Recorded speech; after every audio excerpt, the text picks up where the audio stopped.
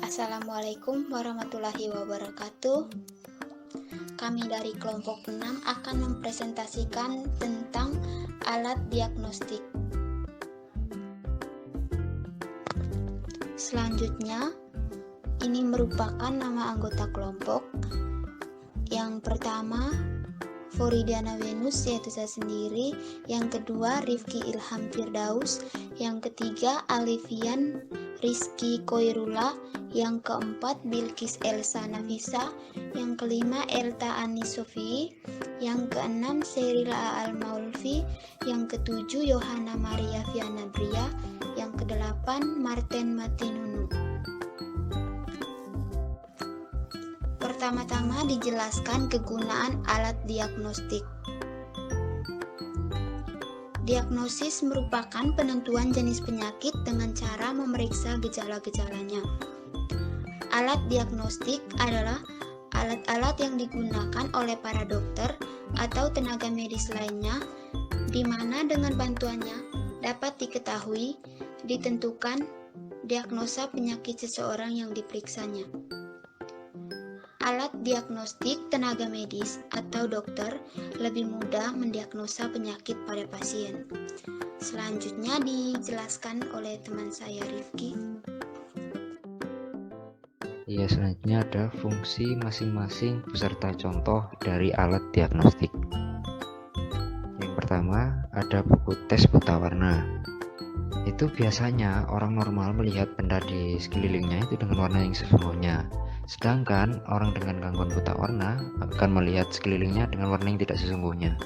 Seperti contoh, ada foto di samping, yaitu cover buku.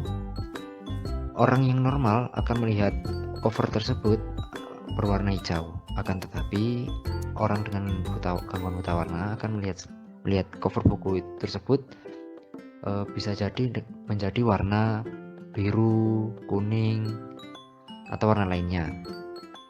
Oleh sebab itu, untuk mengetahui orang itu memiliki gangguan buta warna, yaitu diperlukanlah buku tes buta warna untuk mengetahui seseorang itu memiliki buta warna atau tidak. Perkenalkan, nama saya Alifian Rizky Koirula. Di sini saya akan menjelaskan slide ke-6 dan 7. Card Vision Snellen.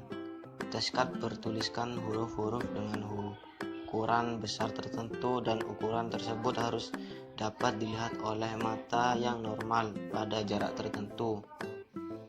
Card Vision Snellen berfungsi untuk mengetahui mata kita minus atau tidak.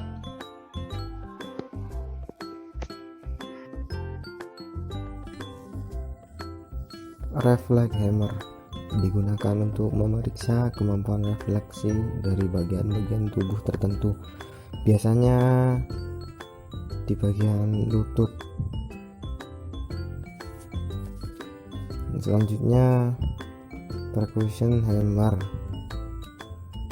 Alat ini untuk mengetuk rongga dada dan rongga belakang punggung untuk mengetahui keadaan organ di dalamnya. Saya Bilkis Elsa Nafisa akan melanjutkan penjelasan. Kelima, tong sepatel. Tong sepatel ini digunakan untuk menekan lidah agar terlihat lebih jelas keadaan di dalam tenggorokan, apakah ada kelainan-kelainan. Yang keenam, Leringer mirror digunakan untuk memeriksa pada gigi dan membuka mulut agar terlihat kelainan-kelainan yang terjadi. Ketujuh, headlamp.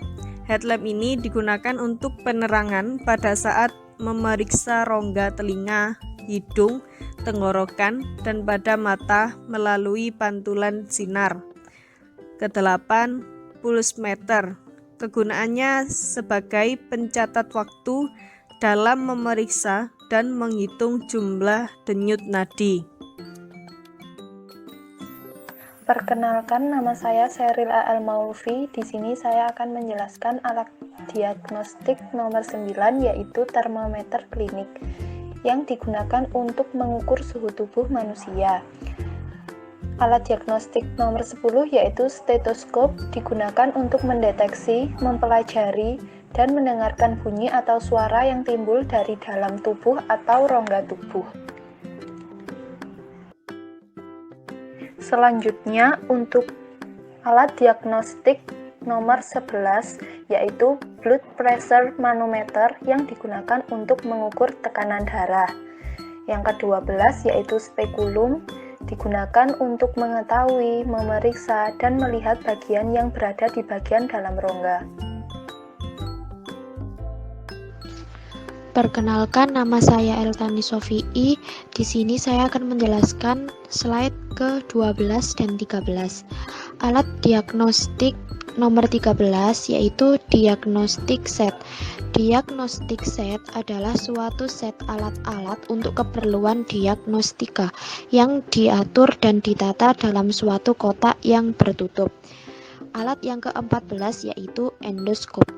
Alat ini digunakan untuk memeriksa secara visual bagian dalam rongga tubuh. Yang selanjutnya, alat ke-15 yaitu alat X-ray. Alat ini digunakan untuk memeriksa ada tidaknya patah tulang atau ada tidaknya pembesaran pada jantung. Yang ke-16 yaitu alat ECG atau elektrokardiogram. Elektrokardiogram merupakan tes diagnostik umum yang digunakan untuk mengevaluasi fungsi jantung. Tes tersebut merekam aktivitas listrik dari jantung dan pada batas tertentu, mengidentifikasi jika ada peredaran atau aliran darah yang tidak normal. 17. Elektroensefalografi atau EEG. Alat ini berfungsi sebagai alat yang mempelajari gambar dari rekaman aktivitas listrik di otak, termasuk teknik perekaman EEG dan interpretasinya. 18. Elektromiografi atau EMG. Digunakan untuk mengevaluasi fungsi saraf dan otot dengan cara merekam aktivitas listrik yang dihasilkan oleh otot skeletal. 19. Spirometer. Digunakan untuk melakukan tes spirometri, disebut dengan spirometer. 20. Stetoskop. Alat ini berfungsi untuk mendengarkan suara dari dalam tubuh, salah satunya untuk mendengar suara detak jantung dan mendeteksi kelainannya. Perkenalkan, nama saya Martin Matinunu. Selanjutnya, MRA. Kegunaan umum MRA yaitu memeriksa pembuluh darah tubuh pada otak atau kepala, leher, jantung atau dada, hati dan ginjal.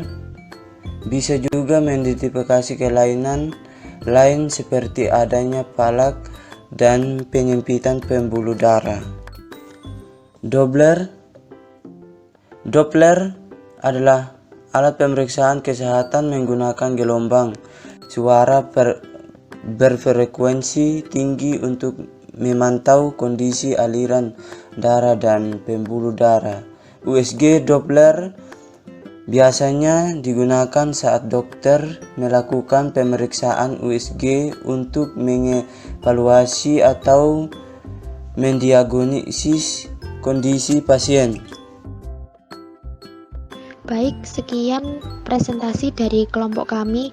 Apabila ada salah kata, mohon dimaafkan. Wassalamualaikum warahmatullahi wabarakatuh.